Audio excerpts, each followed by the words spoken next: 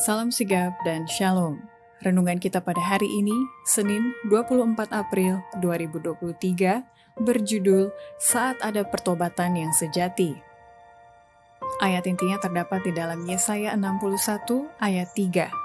Untuk mengaruniakan kepada mereka perhiasan kepala ganti abu, minyak untuk pesta ganti kain kabung, nyanyian puji-pujian ganti semangat yang pudar, supaya orang menyebutkan mereka pohon tarbantin kebenaran, tanaman Tuhan untuk memperlihatkan keagungannya. Pena Inspirasi menuliskan yang dimaksud dengan judul renungan kita pagi ini, Saat Ada Pertobatan yang Sejati, adalah sebuah panggilan kehidupan yang praktis agar kita bisa senantiasa bersukacita melewati kesukaran sebagai faktor yang menunjang kebahagiaan sejati dan sarana untuk memulihkan hubungan kita secara vertikal kepada Tuhan dan horizontal dengan sesama sebagai berikut. Pertama, ciri-ciri orang yang ditulis oleh Nabi Yeremia saat ada pertobatan yang sejati adalah bila mana orang itu lebih bergantung kepada Allah dengan rendah hati dan jujur dalam kehidupan sehari-hari. Setiap orang Kristen yang melalui pengalaman pertobatan yang benar akan menyadari dengan ketajaman persepsi tanggung jawab mereka kepada Allah untuk mengusahakan keselamatan mereka sendiri dengan rasa takut dan gemetar, tanggung jawab mereka untuk membuat kesembuhan mereka dari kusta dosa sempurna adanya. Dan pengalaman seperti itu akan menuntun mereka untuk lebih bergantung kepada Allah dengan rendah hati dan jujur.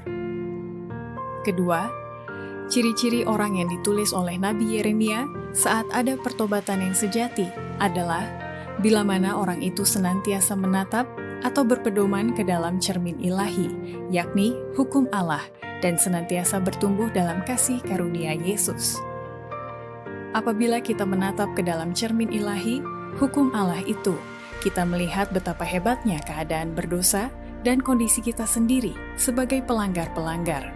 Tetapi dengan iman dan pertobatan kita dibenarkan di hadapan Allah, dan kasih karunia ilahi menyanggupkan kita melaksanakan penurutan kepada hukum-hukumnya. Ketiga, ciri-ciri orang yang ditulis oleh Nabi Yeremia saat ada pertobatan yang sejati adalah bila mana orang itu walaupun hidup di tengah-tengah masyarakat yang melanggar hukum Allah, tetapi orang yang bertobat sejati itu tidak akan mau kompromi dengan segala dosa dan tetap beriman dalam Kristus. Sejumlah besar orang hidup dalam pelanggaran hukum Allah, dan sekarang Dia dalam kemurahan memanggil mereka supaya menuruti ajarannya yang kudus itu. Semua orang yang mau membuang segala dosanya dengan pertobatan kepada Allah dan iman dalam Kristus akan diberikan pengampunan.